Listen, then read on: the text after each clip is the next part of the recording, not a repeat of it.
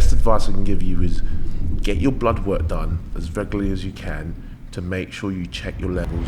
The more attractive you are and the better shape you are, like physically, the way you look facially, like the better you will do in life, because people want 100%. to do business with people who look good.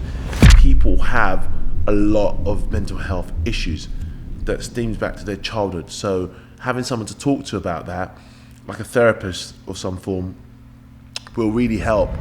There is no amazing athlete out there, no amazing individual athletes. Think of MMA, think of tennis, Tiger Woods, LeBron James, everyone. Everybody has some form of a coach behind them to assist them and to teach them things, to explain things to them, to break things down to them, to see the chink in their armour. The thing you can't see. Exactly. Welcome to another episode of The Shredder Show. Today I have got a very esteemed guest, 4 times WBFF World Champion, soon to be 5. He's competing on Saturday, today is Thursday, and it's a very good friend of mine, Wole. I'm not going to try and pronounce your surname. How do you pronounce it? So it's Wole Adesemoye. Full name's Wole Adesemoye. If you remember the singer Adesemoye, and just put a D in front of it and just put Adesemoye. So it's a great, easier way to pronounce the surname. It's a difficult name to pronounce, but yeah, Wole Adesemoye from London, here in Vegas with Mr. Charlie Johnson. Rumbo intro. Yeah. First thing I wanted to get into was when I trained with Wole a few months ago back in Dubai. He's also another mercurial traveller of the world. And I was shocked to find out your age. It's like Wole has like the secret of the fountain of youth somewhere. So I'm 33, Wole's 43. However, he looks probably younger than I do. What is the secret to having done this for so long and also keeping your joints like in good health and body in good nick and skin and everything? What's the secret? Yeah. I mean, that's a great question, to be honest with you, Charlie. That's a great question. I think it's important that we address this in a very kind of methodical way. First thing first, your health is more important than anything. You know, we all found that out during COVID. If you've had your health, you've got nothing. You know, everything else evolves around your health. You know, job, your wealth, your family, you know, whatever you're doing, if you haven't got your health, you've got nothing. You know, nothing else matters without your health. So health's the most important thing to me. So that's when I really realised that from an early age, you know, I really did pay more attention to my general health and well-being. So that meant regular blood work, you know. So I've been doing regular blood work now for over 2 decades, you know. So that's not going to my GP and asking my GP for blood tests. A GP is general practitioner, doctor, which is like a physician that you might go to, but it's actually going to a proper clinic to get regular blood work done. So check your, you know, all your hormone level, check your testosterone level, check your liver function, check your kidney function, check everything. It's almost like giving your body an MOT on a regular basis, and I've been doing this for over 2 decades now. And then, you know, taking the right supplements to make sure that, you know, if anything is lacking, like your liver function or your test levels are low, there's certain things that you can, medications or supplements they can recommend for you to take. So I'm very, very big on making sure that I'm taking all the right supplements, not just for my looks and to make me look younger, but for my inside, to make me feel healthier, more energetic, you know, to be able to participate in the things that I like to do. Not only that, to make sure that all my levels are correct, you know, because I'm a bodybuilder, so I'm forever on a diet. You know, I'm dieting for something, you know, I'm on calorie deficit for something, calorie surplus for bulk, you know, maintenance but calories to maintain my physique, you know. So a lot of the stuff is, I think, the best advice I can give you is get your blood work done as regularly as you can to make sure you check your levels and see that if there's anything that you can like introduce supplement-wise, any intervention that can take place very early to help you get it done. This is very important. And that's your internal aspects of things is what I've addressed first. With the joints and everything else, you know, again, supplements. You know, omega-3 fish oil is a great supplement for joint. It's a natural anti-inflammatory. Make sure you get good ones. You know, look at the labels, look at the quality of omega-3 fish oil and what you can do. You know, chondroitin as well is really good as well for joints. We know, so you've got to look at supplements that you can take to actually support your joints. You know, even with all of that supplements that I'm taking myself, I've still got meniscus damage in my left knee. So I know that I'm going to need an operation very soon for the meniscus damage that I've got in my left knee from playing football. To you guys in the US is soccer from when I was younger, and running 4 marathon at 17 stone. Obviously you had to do all the training for that. So, looking after your joints is important. And then obviously when it comes to diet and nutrition, look at your nutrition, address it. Look at what you want to achieve. We all want to look better. We all want, if you're a guy, you want bigger muscles, you want flatter stomach, you want a popping chest. You want to be able to take your top off comfortably at a pool or at a beach as a guy. If you're a woman, you want the, flat stomach, everyone's now getting the BBLs, but don't go down that route. Don't get the BBLs. Nice flat stomachs, nice, a bum, a nice round chest. As a woman, I'm just saying. So everybody wants to look better. So how do we do that? Regular training. After your 30th birthday, you lose muscle density 10% per decade. So the only thing that can reverse that is resistance training.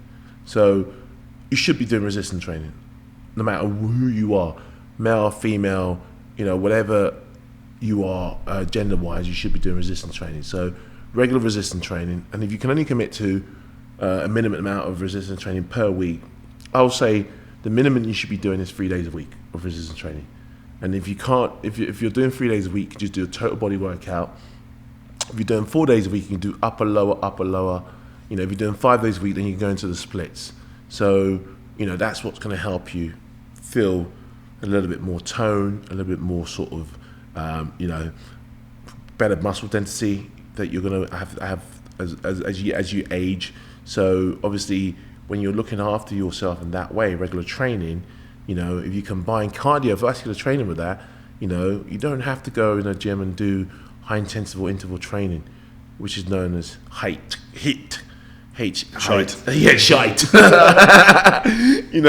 Shite. So a lot of people, to be honest with you, keep it simple with cardio. I always say low intensity steady state cardio. It's the best way to lose walking for a lot of people. Yeah, right? Walking, simple walking, exactly. Set yourself a step target. Even I have a step target every day. Even combined with my cardiovascular training, my step target was, went from 20k a day to 40k, to 20k to 14k, It's now at 12. Now it's at 10. Minimum target. So set yourself a step target. Again, just if you're struggling with cardiovascular training, and you go to the gym on a regular basis, you can start with a warm-up of 10 minutes of walking on a treadmill. Just warm up, 10 minutes walking on a treadmill. It's functional training. You're walking every day. You're going to have to be able to walk as a human being. So what's walking on the treadmill for 10 minutes? If you can't do that, then there's something wrong with you. So 10 minutes walking on the treadmill at the beginning of your workout, maybe 10, 20 minutes at the end of your workout. So if we look at everything we've addressed so far without going off topic too much, so we've addressed looking after yourself internally by getting regular blood work, making sure that you support your joints by taking good supplements that you can take, resistance training and cardiovascular training, obviously for your health and general well-being, combined with proper nutrition. So if we move on to nutrition now and have a look at nutrition, people keep it very, very complex. That's why they never get it right. They're like, I'm eating right, but I'm not losing weight. I'm eating this, I'm not losing weight. With nutrition, a lot of people, what they tend to do is they go way too much into depth about things. As far as when I talk about nutrition, I just want to keep it simple. Nutrition is what you eat on a regular basis. So your micronutrients are a breakdown of your carbs, fats, and protein. So look at it in a very simple format. I always say to my clients, what's your favorite 5 protein? Tell me, what's your favorite 5 protein? What do you like eating? 5 protein that you like eating.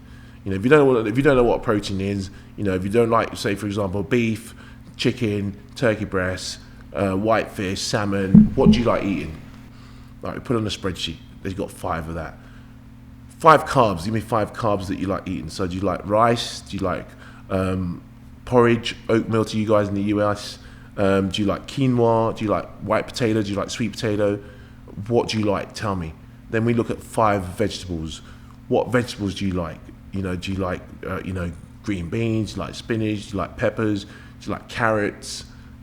What do you like? So we try and build it more specifically around them as bespoke as possible. Then we look at fats. So what fats do you like? So do you like peanut butter, for example? Do you like avocados?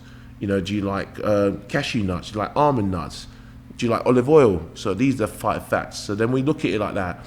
And then we give it to our clients and we say, right, there's all your stuff, rotate that in a meal plan. So we give them like a recipe book that we've put that together to assist them with the nutrition, so they're not eating chicken, rice and broccoli every day like we do. Wole actually turned up with chicken and rice before this. I did have a chicken and rice. And a cucumber. And a cucumber as well, which was very nice actually. But yeah, so it's almost like we're giving them an option. So for example, say you want to have a spaghetti bolognese. So you say, oh, I like my pasta. So you've had pasta to that. So we've got you having pasta. Then you say, oh, I like my minced beef. So you got minced beef in that. Then you say, oh, I like onions. So you got onions. You like peppers. So you got peppers as part of your vegetables. Now you can go away and make a healthier spaghetti bolognese for yourself and your family, or yourself and your partner. I always say this when it comes to like nutrition, especially with families, get your family involved, get your partner involved, because there's no point one person eating one meal, another person eating another meal. It's unsustainable, right? It causes friction. Exactly. It causes friction. Say you come into the house, say, well, I'm going to eat chicken, rice and broccoli tonight. I'm like, well, I fancy a lasagna. Then you're cooking 2 meals. It's very difficult to sustain that, you know, amongst a family or with you and your partner. So I'm trying to look at it in a sense to like, look, make sure you simplify things for yourself and your family, because it's not just about you.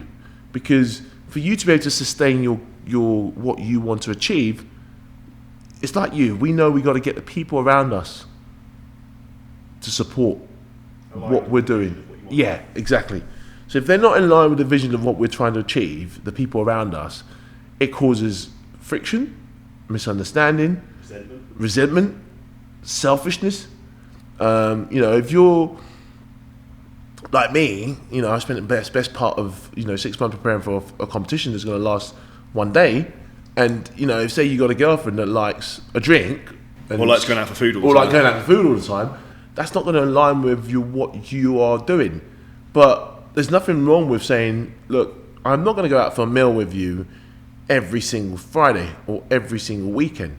But what we can do is we can go out maybe once or twice a month to our favourite restaurant. You know, we can pick a restaurant, we go out once or twice a month. But the way I look at food is I love having multiple options to choose from when it comes to protein, fats, carbohydrate and vegetables. And that simplifies things very much for myself, because I need everything to be simple. You know, I always say to myself, kiss Wole, that's keep it simple, stupid. And I say that to myself on everything I do. So that's my secret of how I've been able to maintain myself. But also with my skin, I mean, I go and see a doctor on a regular basis to get like, I know I probably shouldn't be saying this, but I'll tell you the truth. I get microneedling done on my face, I get Botox done, and I get fillers done. And I get fillers done. So they're the 3 things that I get. You know, Profilo as well. I get Profilo done, which is Profilo is kind of like, it kind of stimulates your skin. Microneedling, try and stimulate your skin for more collagen production, and obviously Botox just to kind of. Have you noticed a difference in the needling? I love it. I think, I know it's a massive difference because my skin's so much more smoother. You know, from the microneedling, my face looks so much more like rejuvenated, youthful. Exactly. So, you know, I always say this, like, to all of these guys out there, girls do it all the time. So why should we not be doing it, taking care of ourselves? Like, honestly, like, the girls go and spend thousands of pounds on getting a BBL, getting bigger boobs, having fake, God knows what, put in their hair, and we can't look after ourselves. We're all embarrassed and ashamed to say, well, I get microneedling, or I get Botox, or I get fillers, or I get my teeth whitening. You know, it's look after yourself.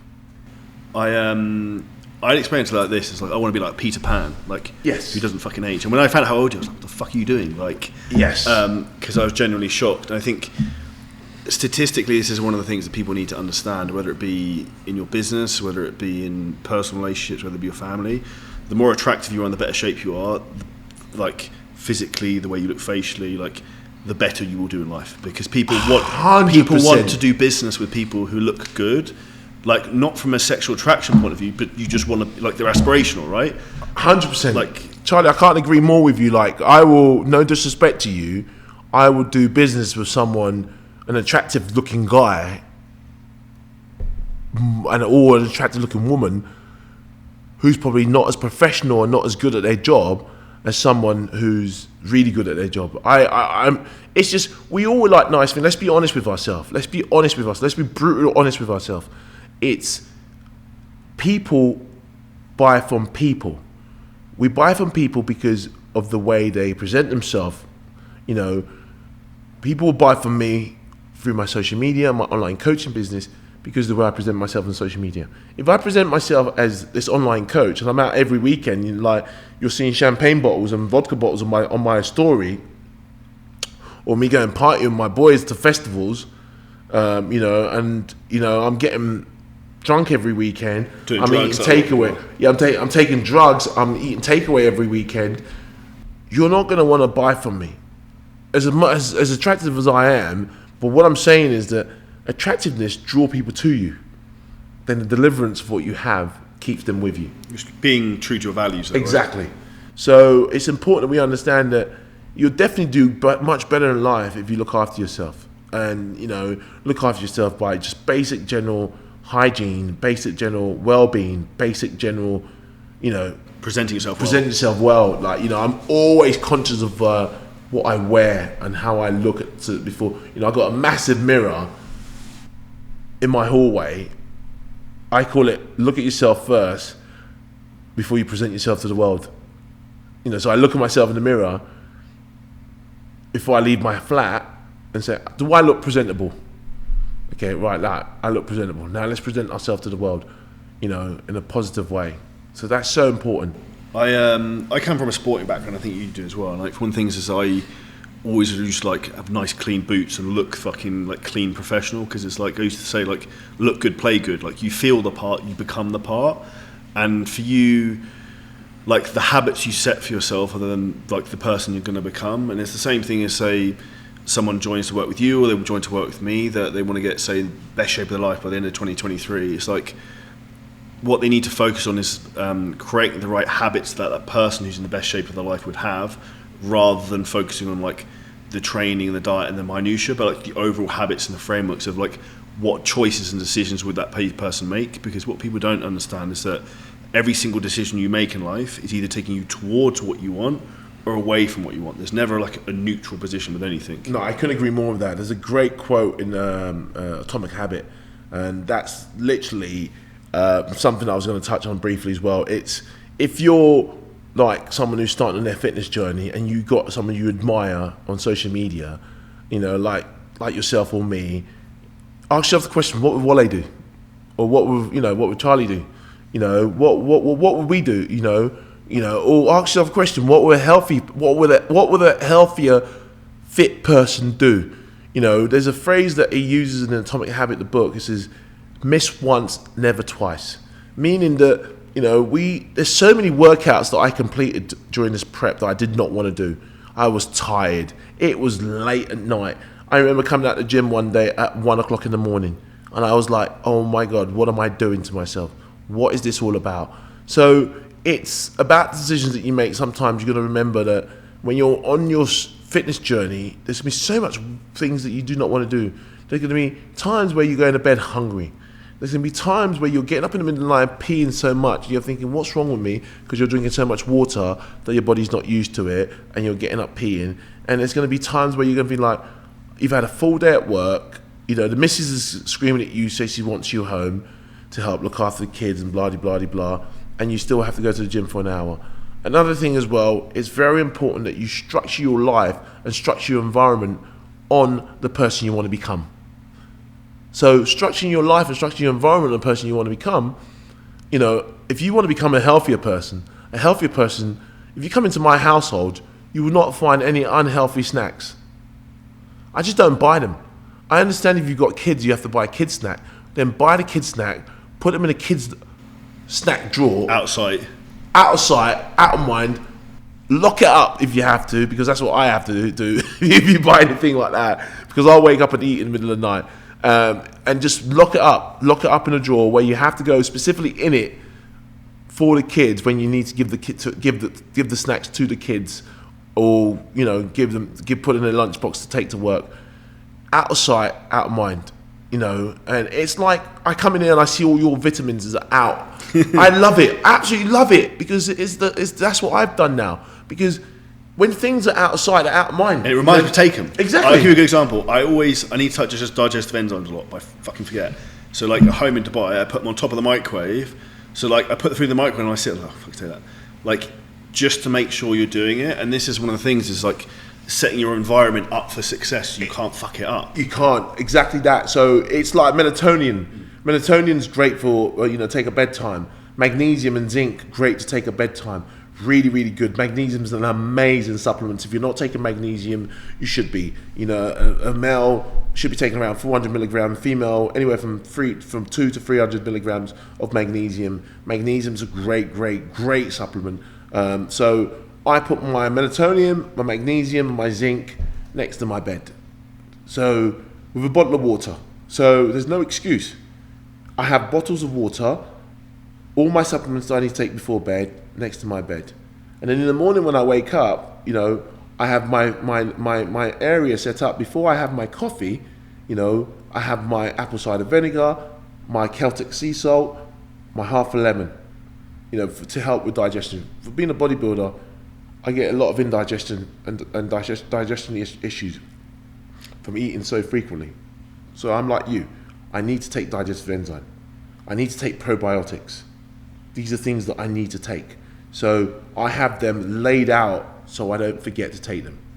So it's very important to set your environment up so you do not fail on your task and what you're trying to accomplish or achieve. Have you ever taken a food intolerance test? I have actually. I have. And the only thing I'm actually, believe it or not, that I'm actually allergic to is rosemary. That's random. I know. Absolutely random. And I did it in LA in a place called Next Health. And it just, the only thing is, they said, oh, you're allergic to rosemary of all things.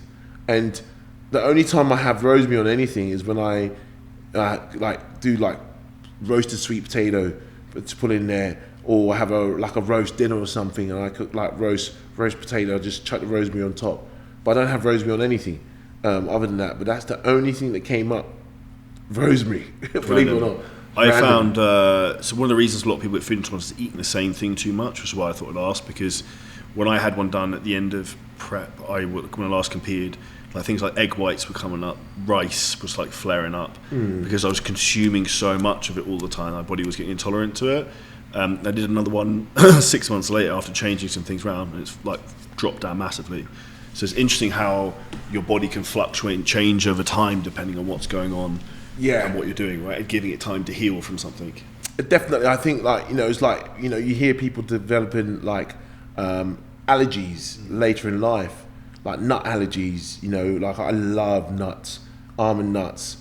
Give me cashew nuts. I'll eat a whole bag of cashew nuts. I love it.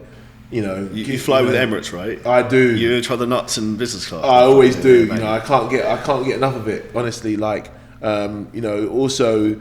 I fly with BA as well, so British Airways, they do this sort of, when you fly business class, they do this sort of area where they keep all the snacks, and I just go in there, absolutely batter it. They do the nuts and raisins, and all I do is I take 4 or 5 packs, and I'm picking out the cashew nuts. Like a little squirrel. Yeah, like a little squirrel, exactly. Picking out the cashew nuts, eating all the cashew nuts, throwing all the raisins back in the packet, and then picking another packet, opening it up, pouring it into my hands, picking out the cashew nuts, eating the cashew nut, putting the raisins back in the bag, and just doing that repetitively. But I just did it on the way here, actually, to the US, flying into LAX, and literally I had 4 packs of almond nuts. Really good source of nuts. For me, even during prep, and coming close to stepping on stage, the fats that my go-to fats are still, nuts, like peanut butter, almond butter. It's just easier for me to have it in butter sauce. I have a lot of walnuts as well. Walnuts are good. Avocado I do have, but it doesn't taste as nice as nuts. So imagine if you've got rice cakes to have, and you have avocado on that, right? You can't have avocado spread on rice cakes, but it tastes so much better with nut butter, like almond butter, or peanut butter on rice cakes. But yeah, it's talking about food tolerance and talking about allergies. We can all develop things later on in life, and we don't know. And I think regular blood work, going back to what I said initially, will really, really help to be able to dictate or notice anything that might be arising before you actually, it flares up. One of the big things that suggests people look for on blood work is your CRP marker, which is like the main inflammatory response, and that's when you have a sign that you have an issue. And the main cause of all disease is inflammation. So like if people can keep that down, like you mentioned earlier in terms of supplementation, and even in terms of just like not eating shit food, processed foods, which increases like an inflammatory response. But some of the best supplements I've seen working with people with like Crohn's disease and other autoimmune diseases, things like fish oil that you mentioned, but also like curcumin, which is like a purified version of turmeric. It's like the most powerful thing to try and pull that inflammation down. Yeah, turmeric's lovely. I mean, it's really, really good. I mean, turmeric to a level sometimes you can even get it, put it in a cup, mix it and drink it. I mean, that's a cheap way of taking it. That is a cheap way of taking it, and that's what I used to do. But again, there's loads of supplements that we could take, but I think a lot of people waste money on supplements, to be honest with you. Do you know what I mean? Like people just think like I've quick seen fix, this, right? Yeah, quick fix. It's not a quick fix. You need to know what you need. Okay, you might need protein powder, but what type of protein powder do you need? Are you lactose intolerant? Do you need like a plant-based protein powder? Don't just take a protein powder because your favorite social media so-called influencers. It's pushing it on you. Yeah, saying go and use my discount code. Go and use my discount code. Take this supplement. Take this supplement. Yeah, we all need some form of protein powder to some degree because sometimes it's hard to hit your protein targets for the day, and if you're supplementing by just using powder, you can get like boost your protein intake. I'll always recommend that you don't take more than 1 shakes a day anyway. Like a post-workout, and that's it. Yeah, I agree. Either like before or after training, because it's so easily digestible. Yeah, definitely. So if you could take that with like a banana or an apple or something, again, you're getting your protein and carbs in straight after training, easily absorbed, easily digestible, and then you can have your meal maybe 20 to 30 minutes after, or 40 minutes after you've taken your protein powder. Something I think is hugely relevant. So if we look at the main reasons why people can't get in shape, one they'll say is their partner doesn't let them or their spouse. Number 2 is they don't believe in themselves. Number 3 is they don't have the money to do it, although you can walk outside for free and you control what you eat. And number 4 is a lack of self-belief. If we look at time, you work as a firefighter, right, still? Yes. For the London Fire Brigade, So, and my background before doing the online training, I was working full-time running a branch of estate agents, running my online coaching business, which was growing at the time, and then also competing at the time. You make it work, right? If you want it bad enough, you make it work. Stop kidding yourself. No one's coming to save you. Like, this is what I say to people. If you really want to achieve what you want to achieve, think about what sacrifices you need to make. Like, competition is an example. You have to make so much sacrifices to be able to step on stage, and you cannot surround yourself with naysayers. I don't want you taking the jam out my donut while I'm dreaming. I want the jam in my donut while I'm dreaming. Don't come and tell me that, oh, why are you competing again? Or what's this all about? I want supportive people around me. This is what you need. Stop bullshitting yourself. You need to stop bullshitting yourself. And that's straight up, male, female, whatever you are, whatever job you have. I work a 50-hour week at the fire station. Then I run an online coaching business which takes me at least 20 hours, maybe more. But say 20 hours it takes me. Then I train an additional 15 hours a week. So let's do the maths on that. But in addition, the food, you got to prep, you got to eat stuff. Yeah, let's forget about that for the time being. Let's just forget about the prep of the food, forget about the sleep, forget about all of that for the time being. Just basically talk about business, running my business, working as a firefighter, and training. So that's 85 hours there before I even say boo, that I've got to find in a week. I sleep an average 8 hours a night. So, do the maths. If we take away 8 hours from 24 hours a day, we've literally got what? We've got 16 hours left. Then I work maybe 10 hours of that, a day, at a fire station, sometimes 6 hours. Where do I get to do anything? So if I can find the time, sometimes I have to get up bed at 5 a.m. and hit the gym for 6 a.m. and finish by 8 a.m. and go into work for 9:30 a.m. and then work from 9:30 a.m. to 8 p.m. in the evening, 2 days a week, and I have to get up early just to get my workout in. And I'm not saying sacrifice yourself for sleep, because I think sleep's so important. That's something I haven't touched on yet. Recovery, sleep's so important. You should be getting a minimum of 7 to 8 hours sleep per night, if you can. I think that's very important. I wouldn't say sacrifice sleep, but what you've got to do is ask yourself why. I always say ask yourself why 5 times. You might come up with a different answer each and every time on why you're doing something or why you're not doing something. Because at the end of the day, you're going to be looking at your friends. People say, oh, I deleted my social media because I found myself comparing myself to others. Comparing yourself to others in what way? This is not a competition of comparing ourselves to others. We all do it. We're all guilty of it. I know we all are guilty of it, but it's about finding what you really want to achieve in life, starting with your health and fitness goals. Like I said at the beginning of this podcast, everything evolves around your health and fitness. Everything is basically the pinnacle of everything that you do is your health and fitness. It's your vessel for life, right? It's a vessel for life. Forget about your family if you're not fit.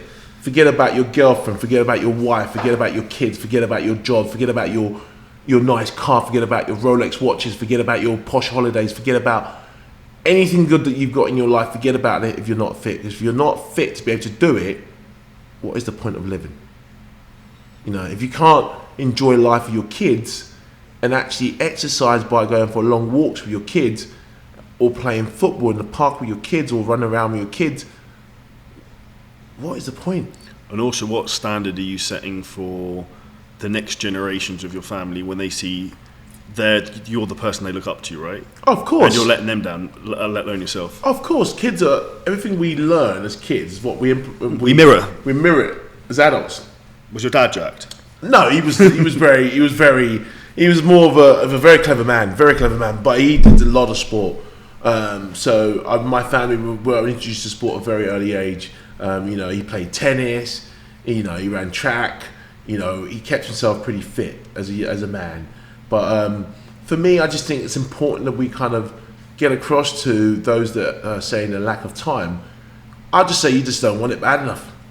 When I jump on sales call with clients and they say, oh, it's the finance, the money commitment, I say, okay, it's the money commitment. What can you kind of look at and try and make cutbacks on to try and help invest in your health and fitness goals?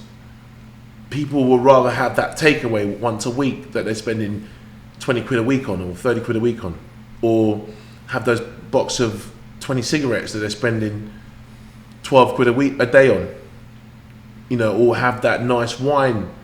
People do a lot of things that add up that they don't realise, but yet they say, I can't afford it. You can afford it if you look at your bank balance and take away some of the things that you're doing. And you can find times if you decide to look at your time management better. Like when I look at my schedule, I use Google Calendar, very simple. When I schedule also anything, free, I'd like to add as well. Yeah, it's so easy. What I schedule in first is my training. I look at my calendar for the day, I look at what I'm doing, and I block out 2 hours in the morning for my training. And then if I'm on nights, I have the privilege of being able to train at the fire station in the morning when I wake up at 7 a.m. And then I'll probably go back in the gym in the afternoon to do my resistance training, and I'll block out 2 hours again in the afternoon to do my resistance training. And then on my days off, again, I'll train in the morning, do my cardio, and I'll block out 2 hours in the afternoon to do my resistance training. So I always block out 2 hours in the morning, 2 hours in the afternoon. That's 4 hours a day for myself, every day. If I can do that. If I'm not at the fire station, because I work 4 days on, 4 days off, so that's 2 day shift, 2 night shifts. So my shift patterns are so structured in advance. I can put them into my diary, and then I block out 2 hours in the morning, 2 hours in the afternoon. If I don't go to the gym in the afternoon, my workout takes me a lot less than I need to for it to take. Then I have a bit of extra time to do, like, work on my journaling, work on my meditation, work on my sort of just, mindfulness. One of the things I really want to touch on is mindset. So I think people have the mindset, a very weak mindset. They soft though, right? Very soft mindset, and it seems to be getting worse. Yes, from what I can see, and I think part of that is I actually have noticed it's made me softer a bit in Dubai in terms of the ease of everything. Right, you get someone to do everything for you. You get food delivered in 10 minutes. You're like respectfully a bit like used to someone wiping your ass a bit. And I think this is where people have learned to become lazy in a lot of respects. And when things get hard, they look for someone else to do it for them, right? Yeah, I think it's right. I think the analogy that I love using is like your body's not Amazon Prime. You're not going to order it today and it's going to turn up tomorrow. Like a lot of people will be like, well, I've been training for like 6 months and I don't see any changes. Like I've been training for 32 years and I see minute changes. But also, like they say they've been training for 6 months. How long have you been like abusing and misusing your body for, right? Exactly. So if you look like the plus column versus the minus column, there's a big debt here you're basically trying to pay down to catch up to where you should be. Exactly. It's like we use money as an analogy. You owe $100 million or £100 million, and you've only put down 10, and you're saying that your debt's paid off. Your debt's not paid off, and we're not talking about you're going to ever be able to pay off your debt. But it's about, you talked about habits. I love habits. Because habits are very important. No, habits are things that we do without having to think about it. We brush our teeth every day because it's a habit. We brush. When we get out of bed, we do things. So, we're on autopilot. Unconscious consciousness, when you do things when you don't even realise you do them. Exactly. It's like the 10,000 hour rule of like sports. Or I don't know, for you, for example, like training. If you put you in what's your favourite exercise? Oh, back squat. I was going to say that. I thought it's got to be back squat. I've seen you do it before. You've got to be so back say squat. you put you in a squat rack with a barbell. Yeah. Close your eyes. It just happen. Like, yeah, you could not do it for 3 months and just turn up and bang. Yeah. Like, I used to be a ski instructor, so you could throw me in a pair of fucking ski boots and skis, eyes closed. I've done it for a year, and it just happens like without even thinking. Yeah. Because your body's got that like conscious unconscious where it just literally would kick into gear with it. But it's so important. I think it's so important for people to realise that what is it that you want. People think, right, I want to achieve this, but they haven't got the minerals, they haven't got the commitment, they haven't got that sort of habitual sort of everyday consistency with it. That sort of, for me, consistency is key, and it's not about motivation. Motivation will come and go. You have internal motivation, external motivation. That's going to come and go. It's about discipline. Discipline is doing the things that you do not want to do, but do them like you love doing them. Mike Tyson. Yes. I love that quote by Mike Tyson. It's my favourite. Yeah. It's one of my favourite quotes as well. And I think it's learning the discipline of, there's so many workouts that I did that I'd be like, it's like being at the fire station. Even we have a gym there, so what's the gym like? It's all right. Cardiovascular training, basic upper body training. You can't get an amazing leg workout there, but it's all right for basic upper body training. Like if I'm training chest, I can get a good chest workout. Got some free weights. And stuff like that. Got some bar, got some dumbbells. Dumbbells only go up to 25 kilograms, so it's all right.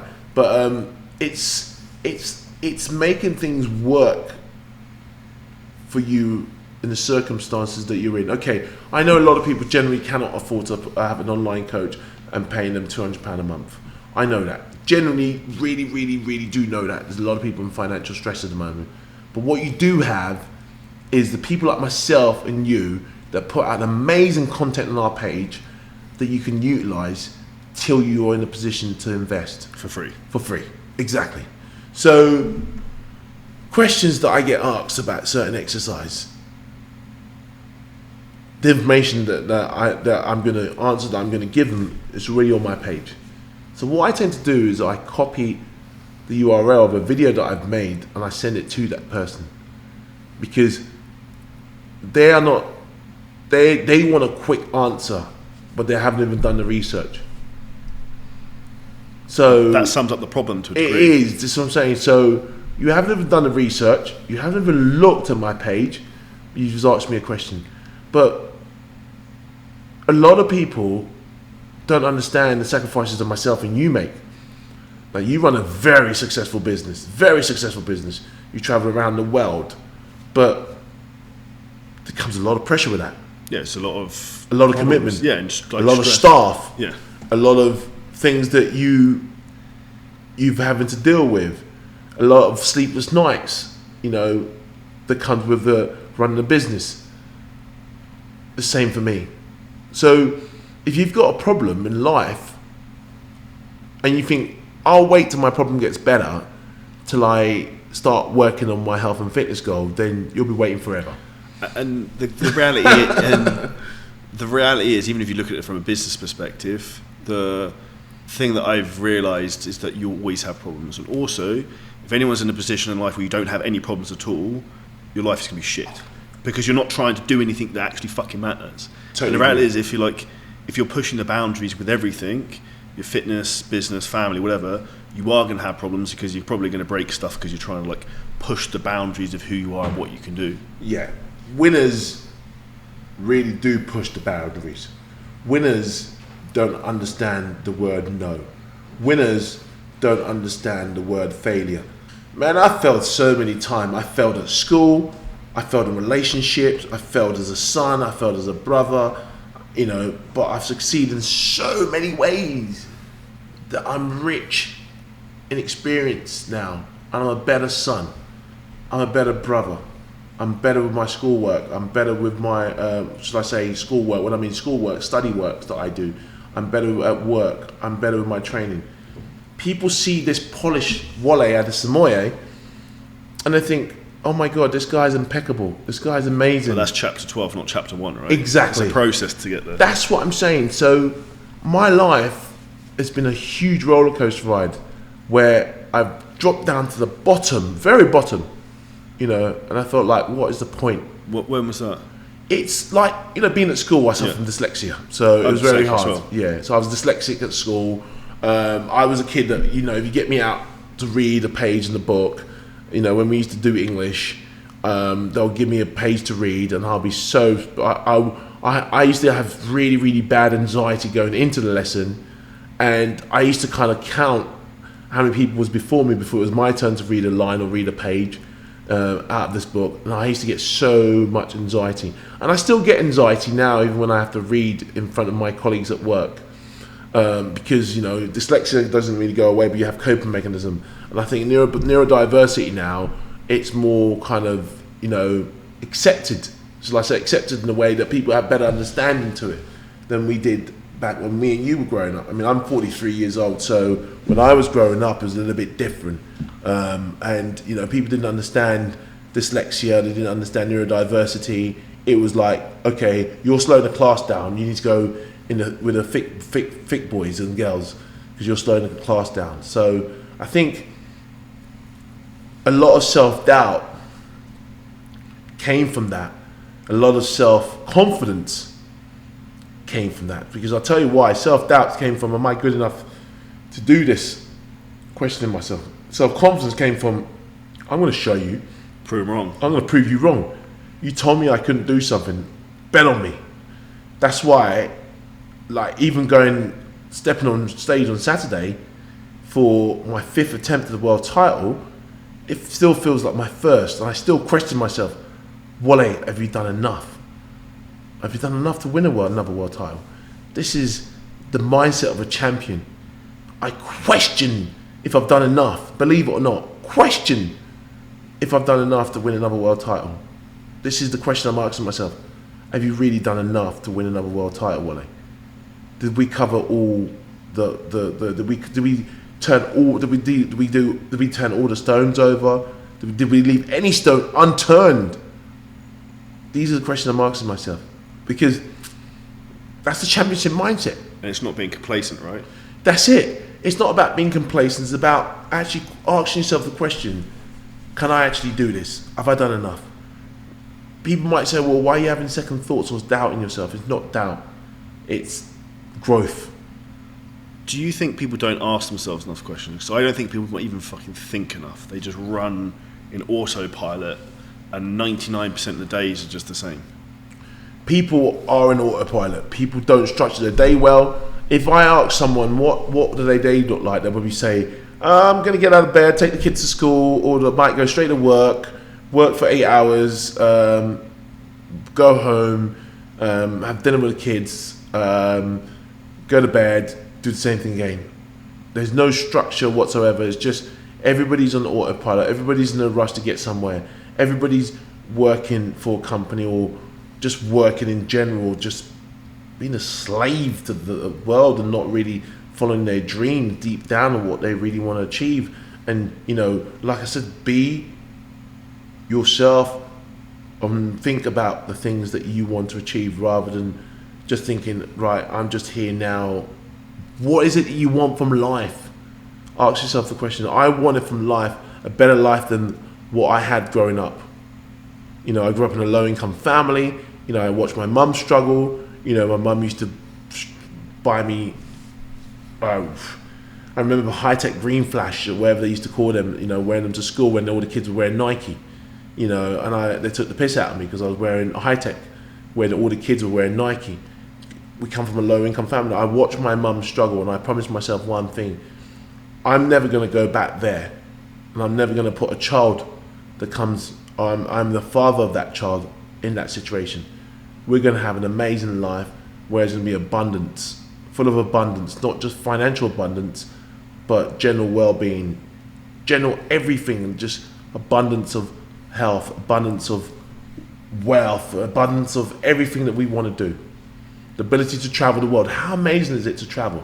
It's like time travel when you can fly. Oh man, it's amazing. Like 1 minute we're in Dubai. It's funny, right? Do you know what I mean? We're in Dubai and Banus We're training. one desert to another desert. Exactly. We're in Dubai and Banus training. Now we're in Las Vegas, bloody hell, in the US. So it's, to me, traveling the world is just, it broadens the mind, and the ability to travel comes from having a better financial, being in a better financial position. But that came about because of your own growth mindset and you pushing yourself outside your comfort zone. And the big issue that, again, a lot of people like refer to, the reasons people don't get in shape in terms of talking about their partner, maybe time, self-belief. When you look at that, it's because they're not willing to get outside of their comfort zone. And you staying in your comfort zone is going to keep you in the same shit situation you are right now. And like drawing a line in the sand and stepping over that into something new is what forces you to grow and level up, right? I love that. I mean, I love that. I think Adidas has got a quote saying, get comfortable with being uncomfortable. You know, you got to get comfortable with being uncomfortable. I think everybody is like wrapped in cotton wool, bubble wrap. That's the sort of terminology that I use. Nobody is used to the grind. You walk around the gym and you think intensity. How many people really train with intensity within the gym, within their workout? Very few. Very few. I'd actually say respectfully, I slate the UK a lot, but people in the UK in the bodybuilding gyms train harder than probably anywhere else in the world, I think. Yeah, I totally agree. But level of intensity that you train with, apply it to everything else. Exactly. Exactly that. The level of intensity you're willing to put in, people are so not willing to put in that intensity because it hurts. It hurts when you have to go and put extra load on and still try and match the rep. You know, like say you utilize a progressive overload in a back squat. You know, you start off with 10 reps at 100 kilograms. Then you go to 10 reps at 140 kilograms. Then you go to 10 reps at 180 kilograms. It hurts. And people are not willing to push. And it's also quite scary at that point. It is very scary. Like, this could go wrong. This could go wrong. But a lot of people are not willing to put in the work that's necessary to achieve the things that they want to achieve. What they want to do is they want an easy route to get there. They want to know what I've done. What's the secret of what I've done in 32 years, and they want to do it in not even half the time. In 2 years, in 3 years, in 4 years, in 5 years. There's no secret. It's called consistency, discipline, dedication, passion and love for what I do. And the one thing I'd add into that is also the right approach. Because actually you said before this, I asked you, because I knew you would be, because you're an intelligent, articulate guy as well, that the secret to success with anything is you find someone who can help you do the thing. And the big thing that I say to everyone is it's not how you do something or how you solve X problem, it's who can solve it for you.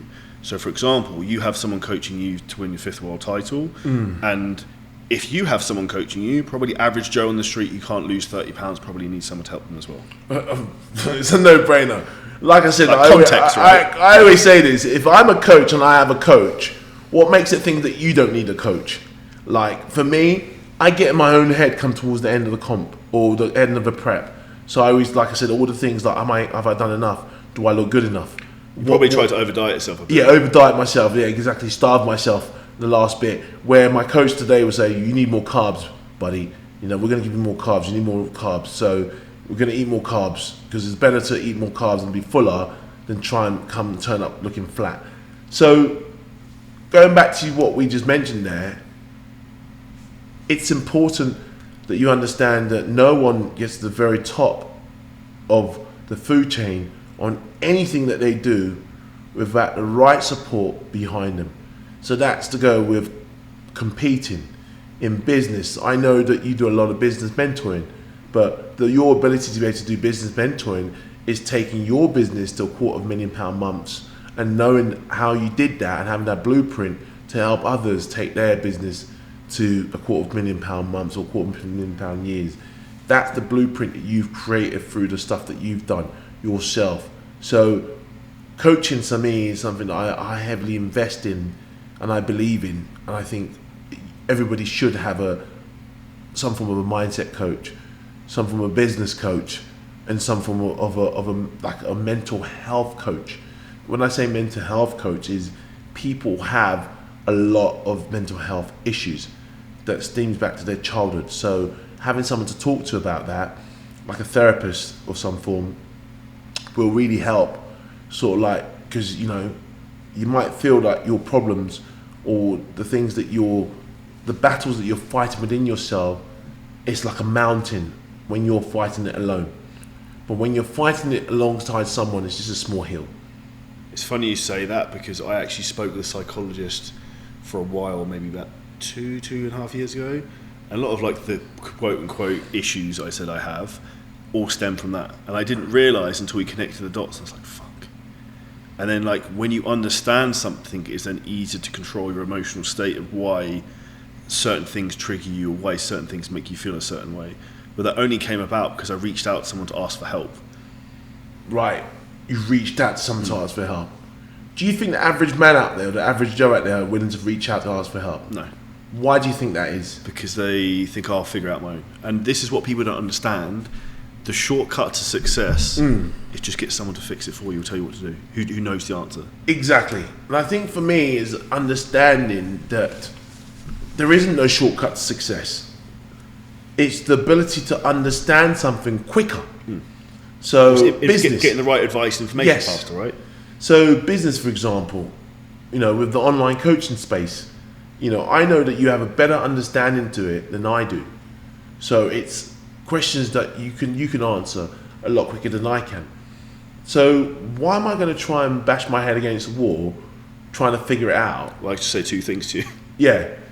Two things. Well, that could take you 6 months to work out. Exactly. Like I said, in 2 minutes. And this is what people don't understand. It frustrates me.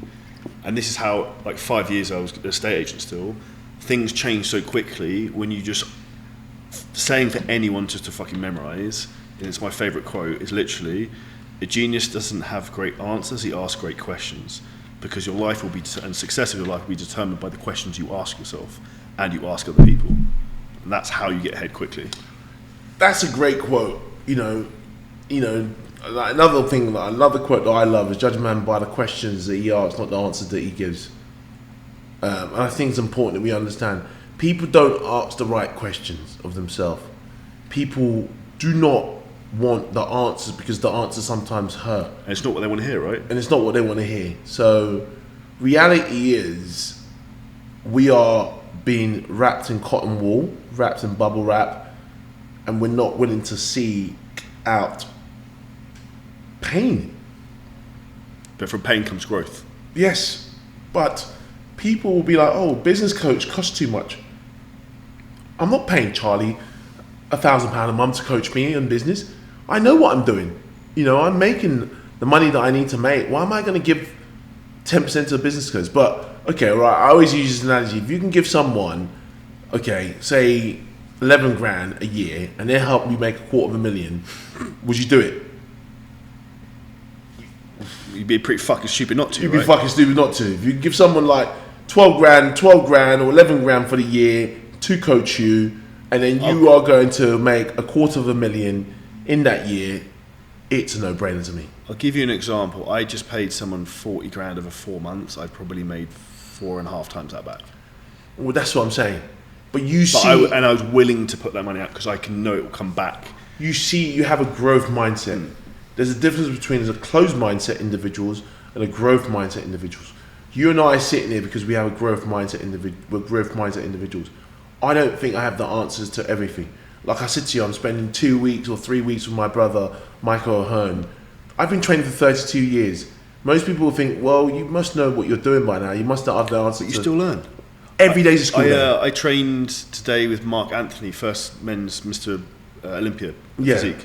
Like, learn shit all the time. And that's my favourite thing, is like, shit, I learned something I didn't know. Exactly. Your ability to remain forever a student because you have a growth mindset is what sets you apart from the basics or other individuals in this world. People with closed mindset individuals versus growth mindset individuals, people with growth mindset individuals will always propel in life a lot more further than those with closed mindset individuals. Closed mindset individuals will be like, I know what I'm doing. You know, it's like sometimes when I reach out to people with my social media and they say, well, I'm a PT, I know what I'm doing. And I laugh. It's so much inside. And I'll be like, I've been a PT since I was 18 years old. So have I. You know what I mean? I've won numerous titles. I'm in the fucking best shape of my life, excuse my language. And I still have a coach. So when you think about it, there is no amazing athlete out there, no amazing individual athletes. Think of MMA, think of tennis. Tiger Woods, LeBron James, everyone. Think of individual sports, even boxing. Everybody has tennis, some form of a coach behind them to assist them and to teach them things, to explain things to them, to break things down to them, to see the chink in their armor. The thing you can't see. Exactly, the chink in your armor. You got your armor up like that. You're saying, I'm a personal trainer, yeah. But you've got a massive chink there, the thing that you can't see that someone else can see, and be able to help you close that chink in your armor and achieve the things that you want to achieve. And that's people's arrogance, though. It's arrogancy, but I think it's a closed mindset. It's people with closed mindset. So the difference between a closed mindset individual and an open mindset individual is the ability to understand growth comes from learning from others, not from the things that we already know. There's no. I mean, there's loads of business books out there, but probably the investment that you've made in growth, in personal coaching, it's probably got you more than any books that you've read. 100%. And this is the thing I'd say to anyone, whether it be your fitness or your business, whatever you learn today and whatever it costs you, you have this for the next 30, 40 years, or however long you're alive. Exactly. So what's the ROI on that? Like, people, like we say, about a short period of time, like they want to spend £1,000 and make 5,000 back next week. It's like, okay, well, if it takes you 10 years, but you then make $500,000 back. Yeah. Was it worth it? Of course. But people, again, we are living in an era and an age of quick, short-term thinking. Short-term Amazon Prime, I call it. This is the Amazon Prime time. Amazon Prime mentality, I like that. Yeah, it is Amazon Prime mentality. Amazon Prime mentality on everything that we do in life. If I invest in the business today, I want my return tomorrow. If I invest in the coach today, I want to see change to my physique tomorrow. If I start training today, I want to see my body change tomorrow. But you have to understand things takes time. You know, it doesn't take... How long does it take you to grow your business to where it is today? full-time 5 years, maybe 7 years total. Exactly.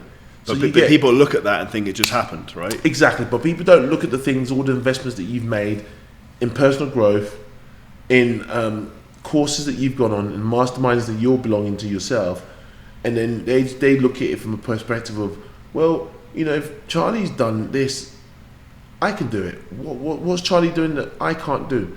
But rather than wanting to learn from Charlie, they don't want to pay you. They want to just try and Emulate. That's it. Emulate what you've done to get to where you have. Where if they can work with you, you could probably support them and get them to where they need to be. So I think a lot of people in this world and the world that we're living in are very closed-minded individuals. And I don't mean that in a rude way. People just they're not willing to invest and learn from others. And I think a lot of egos is with that. I'll say, have I got an ego? Yes, I have got an ego. But you have to be competitive. Yes. And I have an ego as well, but I would say also am very humble, and I always ask people for help for things. That's what I'm saying. So, like, if you don't reach out for help, you don't get to the destination you need to get to. A simple analogy is like, can you fly a plane? No. So how did you get from Dubai to the US? Yeah. You trusted someone, you trusted an airline, you paid an airline ticket, and you trusted them with your life to get you over from one destination to another. It's the same in business, it's the same in coaching. It's the same in anything that you do. You have your investment and you trust in the people that you're working with to get you to where you need to go. You want to get from one destination to the other, you need assistance. You need some form of transformation, or transport, sorry. So to assist you to get from A to B, you need a sufficient amount of understanding. You need a pilot with a pilot license. You need someone who's done thousands of hours of flying to fly a jet from one destination to other, safe and sound. That's a simple analogy. 100%. To start to wrap up, what would you say would be your one piece of advice for someone who's maybe afraid to reach out to you, me, or to like step outside of their comfort zone? And I know a lot of people like this, and they've probably been in that situation for 5+ years. I think what you've got to do if you're afraid to reach out, either for business coaching or online coaching, to myself or you, is drop the ego. Drop the ego. We're just normal humans, yeah, like everybody else. There's nothing special about us. So send us a friendly message on Instagram. Introduce yourself and what you want to try and achieve, and let's get the conversation started. Once the conversation starts to flow, you can either jump on a call. I don't know how you run your business. If it's a Zoom call, you jump on a Zoom call with them. You jump on a Zoom call with me, and let's feel the energy and just keep it simple. It's just a conversation we're having and see if we're a right fit. If we're the right fit, then we can work together. But if you're struggling and you don't think, oh, I'm a bit scared to reach out, don't be. We don't bite. Yeah. Exactly. We don't bite. What have you got to lose? And if you can grow your business from where it is today and grow it, 10x it in the next sort of 5 years, why would you not invest in, Charlie Johnson Business Mentoring? If you can change your physique and make sure your physique is ready for summer 2024, why would you not invest in Wole Adesemoye or Charlie Johnson's fitness coaching, online coaching? Why would you not invest? If we can get you from one destination to the next with a minimum amount of problems, a minimum amount of frictions, why would you not invest? And being scared to approach people, don't get me wrong, I was there once myself. I was scared to kind of approach a business coach to coach me when I first invested in my first business mentoring, because I wasn't scared. I was just like, that's a lot of money, Do I really need this? Do I really need this? Yeah. But it assisted me to get me to where I needed to get to. But I think there's a next chapter of my life now as far as business mentoring is concerned. Because before, I used to have the mentality of, I'm not reaching out to him, they're going to reach out to me. I'm the world champion. And then I'm like, oh my God, that much money? I can go to Louis Vuitton and buy another bag. That was my mentality. That was my mentality. But then, I dropped that mentality from, thinking about what I could buy with that money, rather thinking about, right, what can I learn with that money? I used to have all my books, for example, like in a book drawer, closed away. I couldn't see where my books were. If you told me, oh, have you got like Adesemoye $100 million offer? I'm like, yeah, it's somewhere. I don't know where it is. Yeah, I've got it somewhere. Now I bought myself a bookshelf. Again, going back to that, saying all my books now are on my bookshelf, so I can see my books now. That means I'm reading more frequently. Make sure you set your environment up to succeed. Make sure you reach out for help when you need to reach out for help. Don't be shy. We are just humans. Going back to that question again, if you want to reach out to myself or Charlie, just send a message. It's just that simple. Get the conversation started. Even if it's a funny message, go on my page, go on Charlie's page, find something funny to talk about. Because I love funny things. You know, like talk about talk about one of my posts or something. You know, like even like something that I made a mistake on. You know, if I made a mistake, correct me on if I say something about an exercise and the rep range that I'm saying talking is bullshit. Please correct me. You know, because I love to be corrected. I love being wrong, believe it or not. I love being wrong. I hate being right. Because when I'm wrong, I'm learning. When I'm right, I feel like, what have I learned from that? Yeah, that's a great attitude to have. Thank you very much for your time today, Wole. I know everyone will take a shitload of value from this, so make sure you smash the like button if you're watching us on YouTube. Drop a comment below any questions. I'll put Wole's details below in the show notes as well.